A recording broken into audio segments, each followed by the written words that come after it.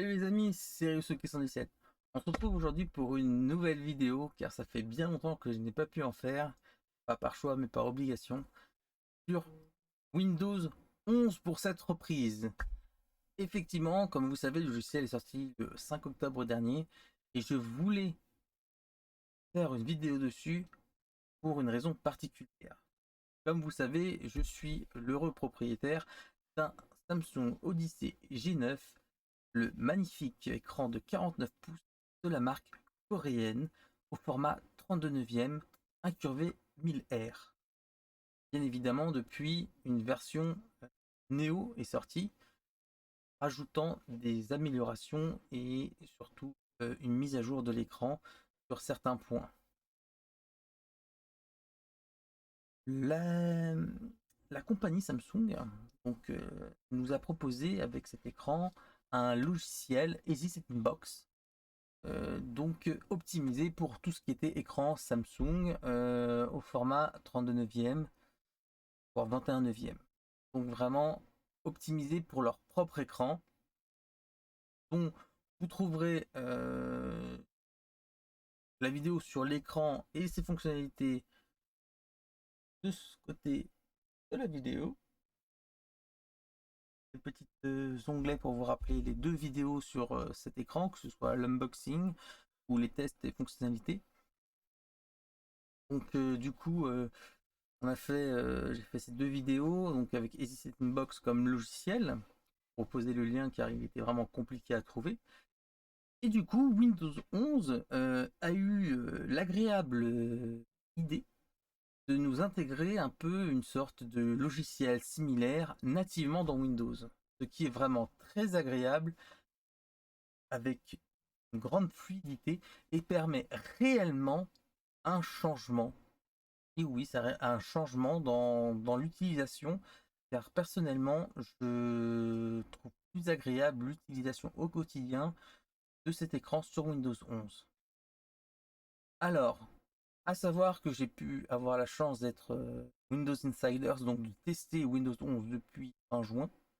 Donc j'ai un peu plus de 3 mois de recul dessus, donc c'est pas depuis le 5 octobre, ça fait pas seulement 2 semaines que j'utilise, mais un peu plus de 3 mois, donc c'était une expérience, un retour d'expérience assez un peu plus important. Voilà pourquoi j'ai attendu un petit peu pour la vidéo, car je voulais vraiment faire un peu plus Windows 11 et tout ce que l'on pouvait faire avec. Et pour le coup, j'ai été agréablement surpris, car au final, j'avais presque moins de bugs que sur la version Windows 10 finale que j'avais. Moins de soucis, et plus de fluidité, plus agréable dans la navigation, avec quelques petits ajouts, mine de rien, signifiants, mais qui changent beaucoup. Ouais, il en faut peu, mais il fallait l'ajouter.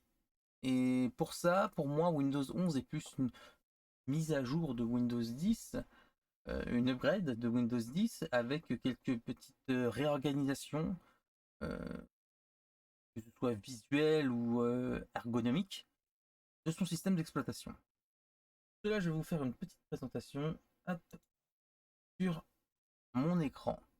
Alors, vous avez sur votre gauche l'écran au format 16 neuvième. Alors, 16 neuvième, c'est vraiment pas vraiment le cas, étant donné qu'il s'agit de mon écran 32 neuvième juste au-dessus, rogné pour faire la dimension exacte du 16 neuvième et que vous voyez ce que ça donne à peu près, on va dire, la présentation sur un écran un peu plus petit.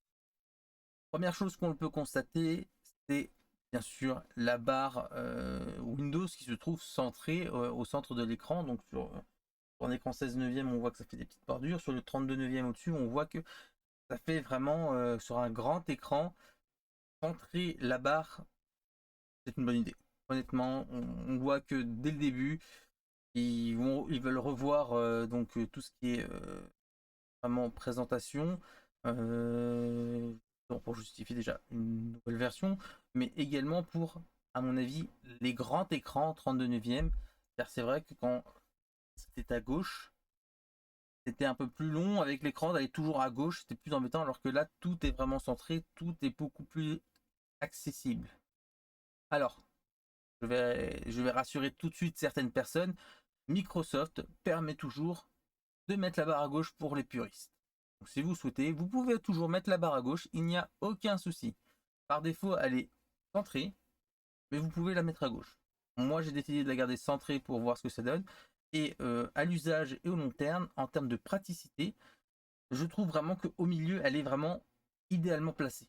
Car au final, on est plus sur tout ce qui est centré, on a vraiment une vision et le menu démarrer toujours au milieu est accessible. Donc là, comme vous voyez, je viens d'ouvrir le menu démarrer. Windows, vous avez donc tout ce qui est épinglé en priorité. Suivi des recommandations. On va en avoir un petit peu plus, des recommandations comme vous avez toutes les applications. Voilà. Hop, démarrer, éteindre, option de connexion. Hop, modifier les paramètres de compte, verrouiller, se déconnecter. Si vous appuyez en haut, vous tombez sur rechercher, comme si vous appuyez directement sur la loupe. Ça revient exactement la même chose, sauf que là c'est un raccourci. Vous n'êtes pas obligé de laisser la loupe. Vraiment. Et là, vous pouvez taper ce que vous recherchez. Donc, vous avez tout ce qui est récent, recherche rapide, traduire, convertisseur de devises, Quick Bing. Après, vous avez applications, documents, web, en plus courrier électronique, dossier, musique, paramètres, personnes, photos, vidéos. Vous avez vraiment un peu de tout. L'ajout également, c'est les widgets. Donc, vous avez météo, suggestions, ligue, tout ce qui est photos, actualité. Ouais, vraiment, c'est un petit peu gadget. C'est les widgets que vous avez sur Windows 8. Ils ont fait une petite catégorie, donc vous n'êtes pas obligé de le mettre également. Voilà. Vous avez également, ils ont rajouté conversation. Donc c'est clairement c'est Microsoft Teams. Microsoft Teams. Je vais l'enlever. Nous avons également une refonte du Windows Store. Alors, comme vous pouvez voir, tout ce que j'ai ouvert, les angles sont arrondis. Microsoft a voulu suivre le dicton arrondir les angles. Les angles ont été arrondis. Donc après, c'est juste une question de vraiment de visuel, parce que c'est vrai que ce fond, ça fait un peu moins agressif sans angle, c'est un peu plus ergonomique, c'est un peu plus agréable à voir, c'est un peu, ça fait un peu moins cassé, donc en soi, si ça peut leur faire plaisir. Donc du coup, vous avez vraiment dans l'accueil une section jeux qui a été rajoutée, applications, gaming, avec tout ce qui est vraiment jeux présents sur la chose. Les applications. Alors, application fort intéressant, Windows 11 permet l'installation d'applications mobiles. Alors, quand je dis application mobile, je parle d'applications de téléphone portable.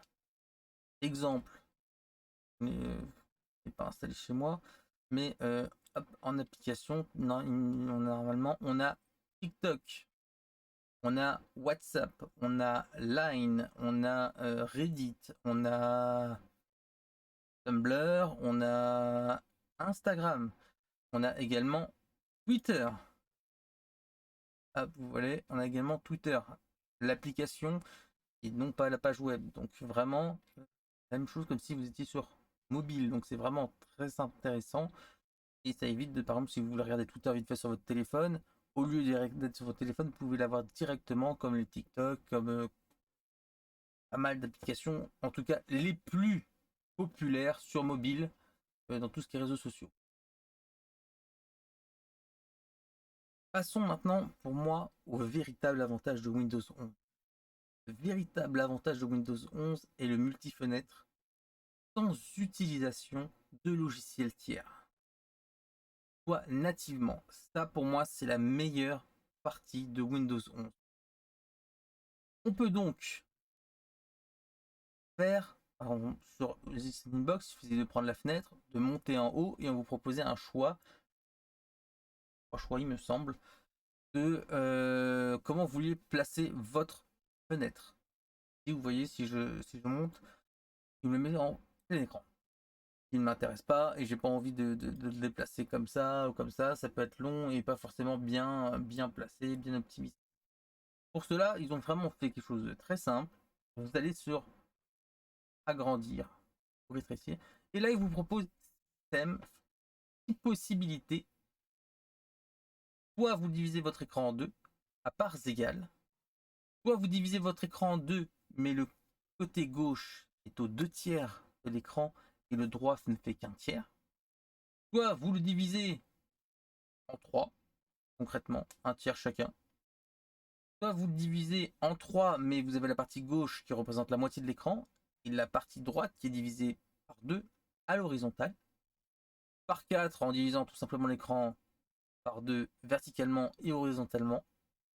Ou sinon, vous avez la possibilité de le faire par 3 avec le côté gauche un tiers, enfin un quart de l'écran, le milieu à la moitié, donc aux deux quarts, donc ça équivaut à la vision 16 neuvième traditionnelle, et la troisième partie à droite en un quart également. Donc on se retrouve vraiment sur comme si c'était un écran 16 neuvième où on rajoute vraiment un deuxième écran, mais la moitié de chaque côté, ce qui est le cas dans un 32 neuvième. On rajoute 8 neuvième à droite, 8 neuvième à gauche. C'est comme ça que finit l'écran. Donc du coup ici on va choisir automatiquement, on va dire on va le mettre au milieu. Vous voyez donc il m'a recentré la fenêtre. Donc sur la partie comme vous voyez là en 16 neuvième sur l'écran que vous pouvez voir hein, sur votre gauche, en bas à gauche, ça reprend l'intégralité de l'écran. Sur un 16 neuvième, voilà ce que vous aurez. Vous avez par contre une proposition automatique de Windows quand il détecte plusieurs fenêtres ouvertes. Alors savoir qu'il commencera toujours par le côté gauche, après le côté droit. Pour pouvoir avoir une proposition à droite, il faut d'abord que le côté gauche soit complet. Ici, il détecte que nous avons deux fenêtres ouvertes, le Microsoft Store et Xbox. D'où le fait que j'ai laissé les fenêtres volontairement ouvertes. Ici, on va choisir par exemple l'application Microsoft Store. Automatiquement à droite, il va m'indiquer qu'une place est disponible dans le schéma et qu'une fenêtre est également encore ouverte sur mon bureau et que si je souhaite le rajouter automatiquement à ma droite. Je me trouve donc ici avec trois fenêtres différentes. Donc vous pouvez mettre internet ou chose, hein. Là c'est juste choisir les trois premières applications Microsoft posées. Bien évidemment, vous n'êtes pas obligé de mettre quelque chose. Hein. Si je choisis de mettre par exemple ici, alors du coup, je ferme les deux autres parce que hop, au milieu, il va me proposer, vous restez sur votre fenêtre, vous appuyez, il va revenir intégralement et il va oublier à gauche et à droite de compléter. Bien évidemment. Et recommencer pour ajouter. Ici, vous ne pouvez pas, vous appuyez là ou sur votre fenêtre ou n'importe où, sauf sur la fenêtre qui vous propose. Et vous aurez qu'à gauche, vous aurez le côté droit libre. Comme vous pouvez le faire à droite. Donc il détecte automatiquement que le milieu n'a rien. Si on vous souhaite mettre ou pas quelque chose. Hop, on est là sur tiers. Je vais faire un tiers, un tiers, un tiers. Hop, il va me remettre automatiquement. Hop, sur les trois tiers. Il vous propose, et c'est vraiment le point fort que j'aime bien, c'est qu'automatiquement, il va vous faire une proposition. Il va détecter d'autres fenêtres et vous dire, je vois que vous souhaitez faire du multi-fenêtre. Je vois que des espaces sont disponibles, que vous avez des fenêtres ouvertes. Souhaitez-vous compléter? Ça vous évite par exemple de vous-même rouvrir les autres fenêtres pour refaire le schéma. Par exemple, voilà, mettre à gauche, pas à droite. Vous voyez automatiquement, il va vous proposer automatiquement de mettre une fenêtre ouverte à gauche, à droite ou au milieu selon l'emplacement disponible. Et ça, dans une navigation de tous les jours, c'est vraiment un plus car il n'y a pas de logiciel. Le logiciel ne plante pas. Il n'y a pas d'incompatibilité entre certains logiciels et le logiciel utilisé pour les multifenêtres. Et c'est vraiment fait nativement. J'aime préciser le terme nativement. Donc automatiquement, c'est vide. À savoir pour ceux qui le souhaitent, j'ai remarqué que certains jeux, si vous le mettez en fenêtré, le logiciel intégré permet de pouvoir placer la fenêtre comme vous le souhaitez selon l'un des 6 schémas proposés bien évidemment. Si vous êtes en fenêtré, donc vous pouvez nous diviser en deux, si vous voulez mettre OBS d'un côté, si vous voulez mettre une page internet, pouvez mettre Twitter à côté, vous pouvez jouer, avoir Twitter à côté, ou TikTok, ou WhatsApp, ou vous avez moult possibilités. Et c'est vraiment quelque chose que je trouve fantastique de l'avoir rajouté sur ce Windows 11 et qui est vraiment la force de ce Windows 11 et qui est ce pourquoi je ne regrette pas du tout d'avoir installé ce Windows 11 car il apporte vraiment quelque chose par rapport à Windows 10 et avec cet écran couplé, ça le complète. Voilà en tout cas pour mon argumentation sur ce Windows 11 que j'ai pu tester depuis 3 mois et demi. C'est vraiment un système d'exploitation que j'ai vraiment apprécié ces derniers mois à utiliser, surtout que j'ai pas eu vraiment de bugs dessus. J'étais même étonné sur une phase de test d'avoir si peu de bugs sur une version de finalisation. Donc c'est pour ça que je dis que c'est plus une update de Windows 10 parce que c'est Windows 10 où ça rajoute les fonctionnalités. Mais en tout cas, pour moi c'est vraiment quelque chose si vous avez ce type d'écran à installer pour éviter d'utiliser EasySynbox. Après, faut être à chacun. À vous dans les commentaires de me dire ce que vous pensez de Windows 11. Si vous êtes prêt à installer Windows 11 également. Et si c'est pour d'autres raisons, quelles seraient ces raisons? Je serais vraiment très curieux de savoir. Ça m'intéresse. N'hésitez pas également à lâcher un petit pouce bleu. Ça ferait extrêmement plaisir et ça aide énormément la chaîne grâce au système d'algorithme de YouTube qui permet vraiment de trier les vidéos au nombre de pouces bleus. Donc c'est très important, c'est gratuit, ça aide à développer. N'hésitez pas également à vous abonner, ça fait extrêmement plaisir. Ça aide aussi à développer énormément la chaîne. Activez la petite cloche pour recevoir les prochaines vidéos.